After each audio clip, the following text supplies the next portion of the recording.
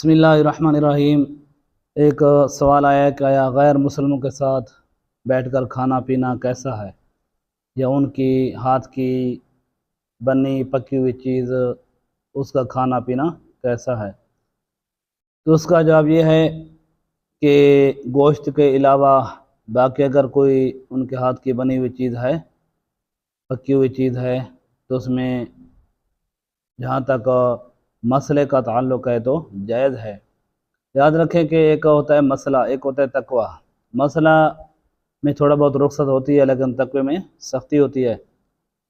तो जहाँ तक तकवे का मसला है या तकवे का ताल्लुक़ है, तो फिर तो गैर मुस्लिम के साथ जो है ना रहन सहन, उनके साथ उठना बैठना खाना पीना, इन सब चीज़ को तर्क किया जाए, छोड़ा जाए, बचा जाए इससे।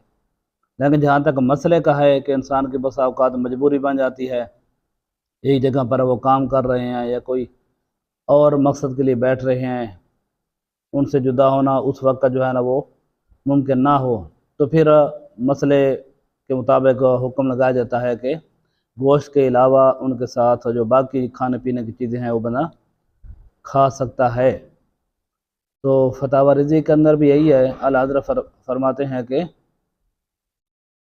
फतवा जवाज़ तकवा एहतिराज़, यानी जवाज़ का फतवा है कि उनके पास गोश्त के अलावा और ऐसा गोश्त या बाकी चीज़ें कि जो आपके सामने बनाई गई हैं, आपसे गायब नहीं हैं, ताकि कोई खदशा ना हो, वहम हो कि कोई और चीज़ इनका जो ऐसा तरीक़ाकार हो कि जो मुसलमानों के नज़दीक सही ना हो, उसमें मिलावट वगैरह ना हो। तो बाकी अगर आपकी आंखों के सामने जो है ना वो ज़बह किया गया है और पोशीदा नहीं है, बाकी जो है ना गैर कोई शरई उसमें फ़ेल नहीं है, तो इसमें कोई हर्ज नहीं है, जायज़ है। लेकिन जितना ज़्यादा हो सके तो इसे एहतिराज़ किया जाए, इज्तिनाब किया जाए, बचा जाए।